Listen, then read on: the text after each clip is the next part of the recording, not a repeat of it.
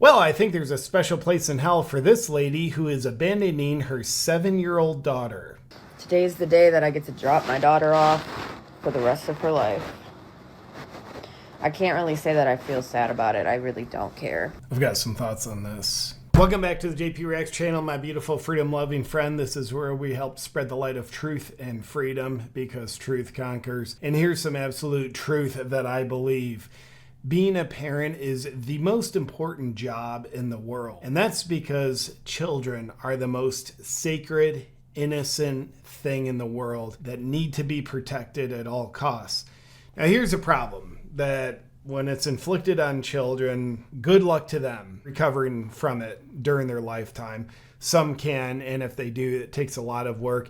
And here's the big problem. When those who are meant to protect the child inflict the most pain on the child, talk about immense psychological confusion where the child's mind says, mommy, she's my protector.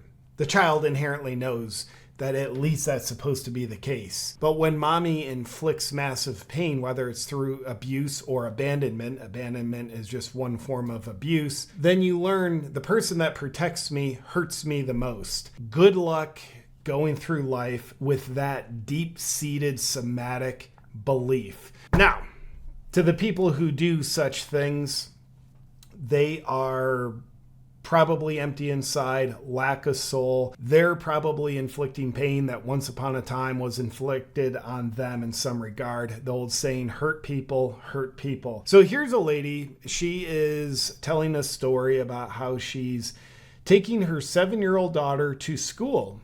And she's never going to pick her daughter up again. She's arranged for her to be adopted. The adoptive parents will pick her up from school.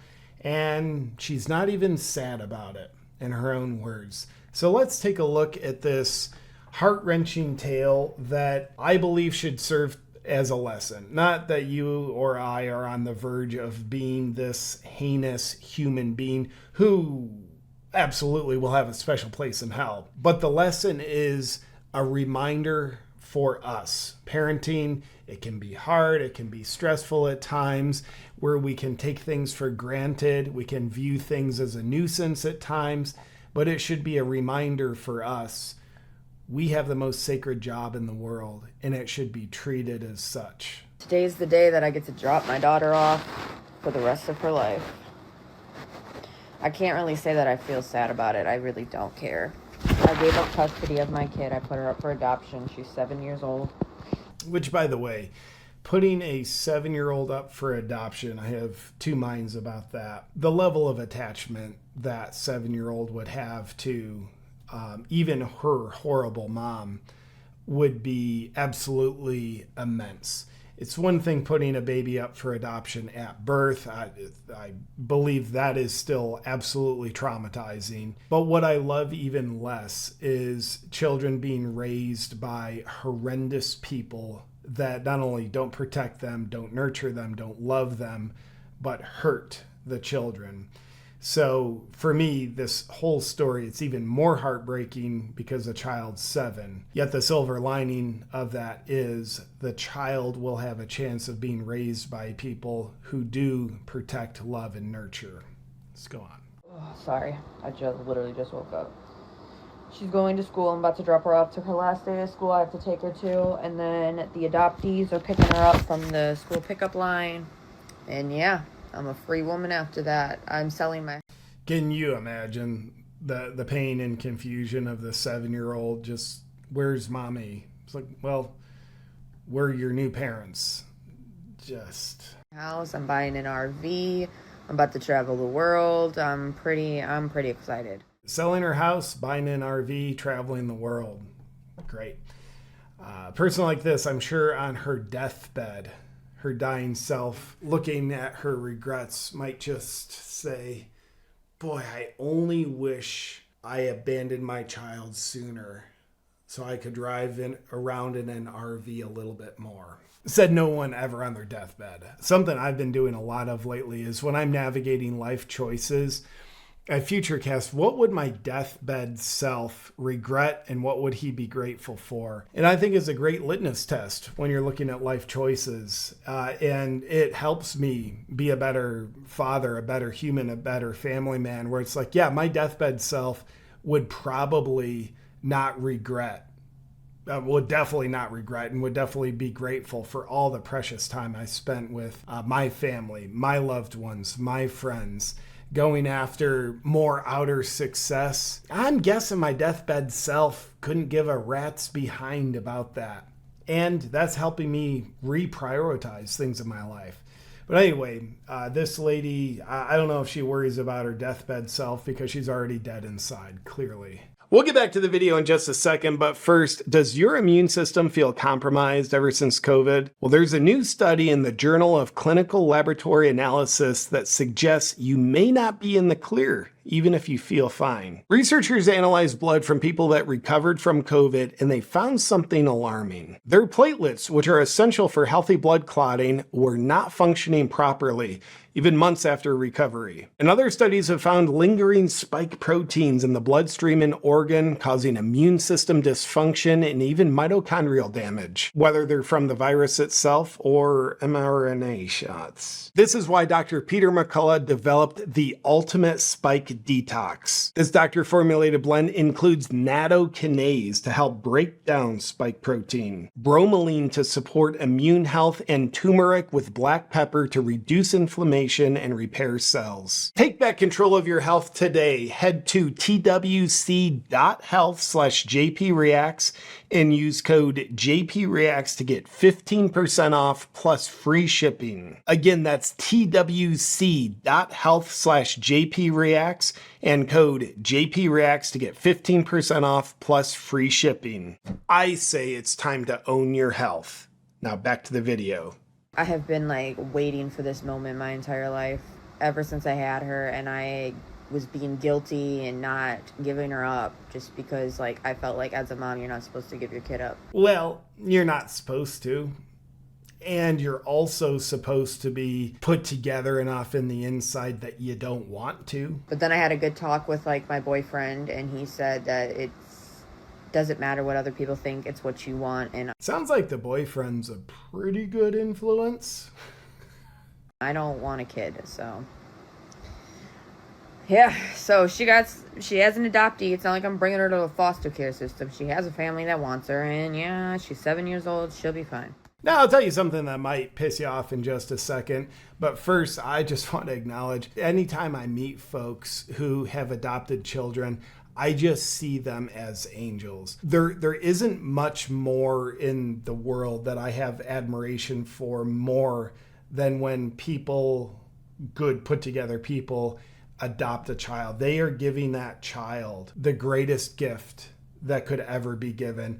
And at the same time, they're giving the child something that they deserve: a good home, love, nurturing, and protection. And I do have two minds about this. I think it should be criminal to have children and not be a put together human being.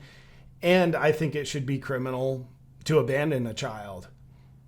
And I think it should be criminal to abort a child, with the exception of a few cases like, assault, things like that. So in other words, if you are a psychotic person who's dead inside, you're a danger to society, and a danger to your children is probably one of the bigger violations of law, in my opinion. Now, here's what might piss you off. I watched this video, then I did a little digging because I like to be a responsible researcher.